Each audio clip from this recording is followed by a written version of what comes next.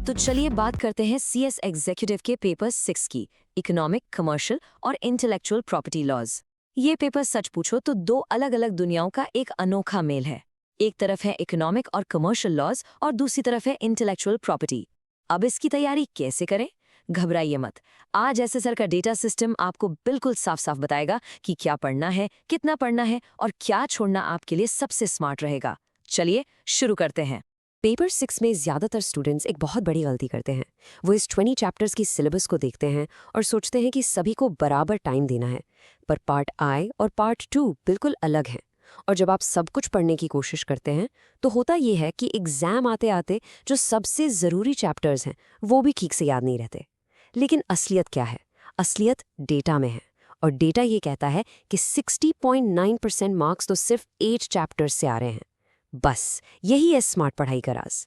तो हमने इसका सोल्यूशन कैसे निकाला?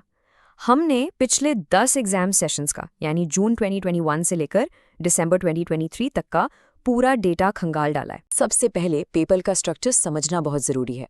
ये पेपर 2 हिस्सों में बटा हुआ है। पार्ट आई है इकोनॉमिक और कमर्शियल लॉज का, जो 60 नंबर का है और इसमें कुल 14 चैप्टर्स हैं। फिर आता है पार्ट 2 इंटेलेक्चुअल प्रॉपर्टी लॉज, ये 40 नंबर का है और इसमें 5-6 चैप्टर्स हैं। इसका मतलब साफ है, दोनों पार्ट्स के लिए एक ही स्ट्रैटेजी काम नहीं करेगी। और इसी डेटा के बेस पर हमने तैयार किया है हमारा सबसे powerful tool, SSL tier system. हम इस सिस्टम से चैप्टर्स को उनके इंपॉर्टेंस के हिसाब से अलग अलग कैटेगरीज में बांटेंगे। और हाँ, ये क्लासिफिकेशन किसी की ओपिनियन पर नहीं, बल्कि पक्के नंबर्स और डेटा पर आधारित है। इसमें हमने चैप्टर्स को 4 हिस्सों यानी टियर्स में बांटा है। सबसे पहले टियर 1, ये है पावर चैप्टर्स, जिन्हें आप छोड़ने के बारे में सोच भी नहीं सकते।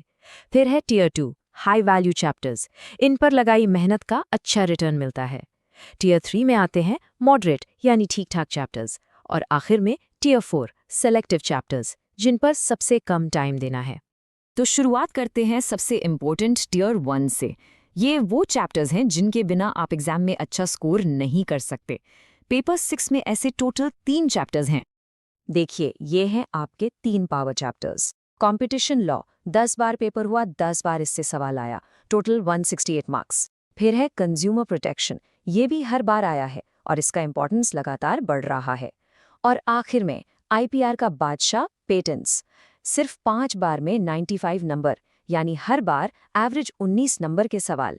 इन तीनों चैप्टर्स पर आपकी कमांड ऐसी होनी चाहिए कि नींद में भी कोई पूछे तो आप बता दें। अब बात करते हैं आईपीआर के चैंपियन की, चैप्टर 16 यानी पेटेंट्स। सोचिए, सिर्फ 5 सेशंस में 95 नंबर, इसका एवरेज 19 है, जो पूरे पेपर में सबसे ज्यादा है। पार्ट 2 जो कि 40 मार्क्स का है, उसके लगभग आधे मार्क्स यानी 48% सिर्फ इसी एक चैप्टर से आ रहे हैं। तो इसके जो जरूरी टॉपिक्स हैं जैसे एप्लीकेशंस, इन्फ्रिंजमेंट, इन पर तो आपको खास ध्यान देना ही होगा। टियर 1 के बाद अगला नंबर आता है टियर 2 चैप्टर्स का। पेपर 6 में ऐसे 5 चैप्टर्स हैं, लेकिन यहाँ एक बहुत ज़रूरी चेतावनी है, ध्यान से सुनिएगा।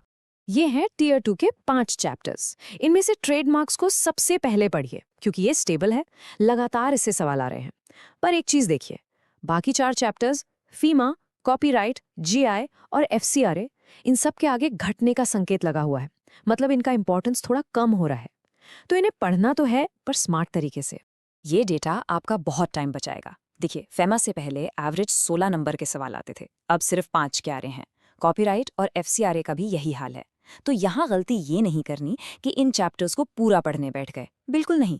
सही तरीका है कि आप सिर्फ उन टॉपिक्स पर फोकस करें जो पहले पूछे जा चुके हैं। ट्रेडमार्क्स को अच्छे से करिए और बाकी चारों का सिर्फ कोर पढ़िए। चलिए, अब बात करते हैं टियर 3 की। ये वो चैप्टर्स हैं जिन्हें आपको टियर 1 और टियर 2 के मजबूत हो जाने के बाद उठाना है। इनके लिए एक बार अच्छा रिवीजन काफ़ी रहता है। टियर 3 में चैप्टर्स थोड़े ज़्यादा हैं, कुल 9। इनसे सवाल लगातार आते हैं, पर अक्सर कम नंबर के। तो इन्हें एक बार ठीक से पढ़ लीजिए, रिवाइज कर लीजिए और आगे बढ़िए। हाँ, एक बात ज़रूर ध्यान रखिए, इनमें से 2 चैप्टर्स हैं ओवरसीज़ डायरेक्ट इन्वेस्टमेंट और लीगल मेट्रोलॉजी, जिनका इंपॉर्टेंस थोड़ा बढ़ रहा है, तो इन पर एक नज़र ज़्यादा डाल लेना अच्छा रहेगा। और अब आते हैं आखिरी टियर पर, टियर 4। यहाँ आपको अपना समय बचाना है, बर्बाद नहीं करना। इन चैप्टर्स पर कम से कम टाइम लगाना है। पेपर 6 में ऐसे 3 चैप्टर्स हैं। टियर 4 में है 3 चैप्टर्स, चैप्टर 10 बनामी ट्रांजैक्शंस, इसको बस ऊपर ऊपर से देख लीजिए, लेकिन चैप्टर 4 और चैप्टर 9 इन्हें हम कहते हैं स्मार्ट स्किप। अब स्मार्ट स्किप का मतलब क्या है? देखिए, पिछले 10 सेशंस में इन दोनों चैप्टर्स को मिलाकर सिर्फ 41 नंबर के सवाल आए हैं, तो इन दोनों पर 3 घंटे से ज्यादा लगाना बेवकूफ़ी होगी। बस मुख्य डेफिनेशंस देख लीजिए और आगे बढ़िए। तो पूरा एनालिसिस हो गया, सारे चैप्टर्स को हमने उनकी सही जगह पर रख दिया है। अब सबसे ज़रूरी सवाल, पढ़ना कैसे है, तैयारी कैसे करनी है? चलिए बनाते हैं आपका डेटा बैक्ड एक्शन प्लान। तो आपका एक्शन प्लान क्या है?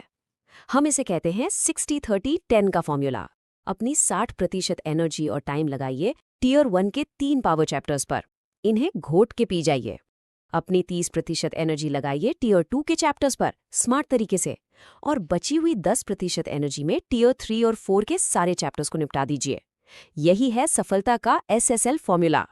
तो फाइनल तैयारी शुरू करने से पहले बस इन 3 चीज़ों को याद रखिएगा। जो राइजिंग स्टार्स हैं, जैसे कंज्यूमर प्रोटेक्शन, उन पर एक्स्ट्रा फोकस करना है। जो डिक्लाइनिंग चैप्टर्स हैं, उनके सिर्फ कोर टॉपिक्स पढ़ने हैं। और जो स्मार्ट स्किप हैं, यानी चैप्टर 4 और 9, उन पर 3 घंटे से ज़्यादा बिल्कुल नहीं लगाने। डेटा आपको रास्ता दिखा रहा है, बस उस पर चलना है। तो अब पेपर 6 का पूरा रोड मैप आपके सामने बिल्कुल साफ है। टियर 1 को मास्टर करें, टियर 2 को स्मार्ट तरीके से पढ़ें, टियर 3 को एक बार रिवाइज करें और टियर 4 पर मिनिमम टाइम दें। हाँ, एक बात जरूर याद रखें कि ये विश्लेषण पिछले पेपर्स पर आधारित है। इसके साथ अपनी मेहनत और समझ भी जोड़नी है। SSL के साथ पढ़ते रहो। Study smart, score better.